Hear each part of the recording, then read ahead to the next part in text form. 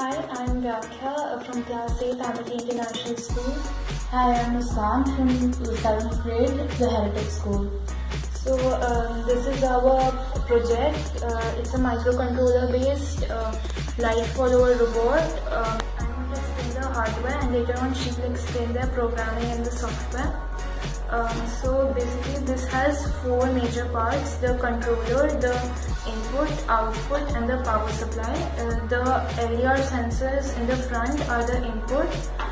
This is the Arduino Nano microcontroller, and this is the power supply. These are the motors and the motor driver, which are the output parts. So basically what happens when the light falls on the LDR sensors, they give the input for the Arduino, and then it gives the output for the motor drivers and the motor, which makes it move. So when light falls on both the sensors, the robot will move forward.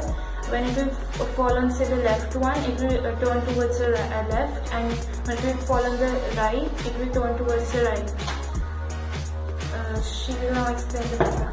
Okay, so now as Vyakhya mentioned, we are using the Arduino chip. We use the Arduino software. So this is the code. We start by defining all the pins of the parts. For example, for the motors and the LDRs, the pins are outputs, and the LDRs, the sensors, are inputs. Then we write the main code in which we make a logic. For example, the logic with this product is if the light falls on both the sensors, it will move forward. If it falls on only one of the sensors, it will move to that direction, and if it falls to none of the sensors, it will stop. Now I'll show a small demonstration. So you can see, okay, let me touch this.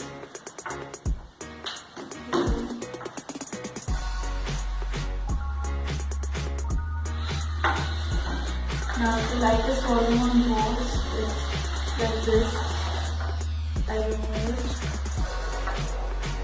If it's just one of the sensors, it will move to this side, and on this sensor, it will move this side. And now when I pick up both, it's moving straight.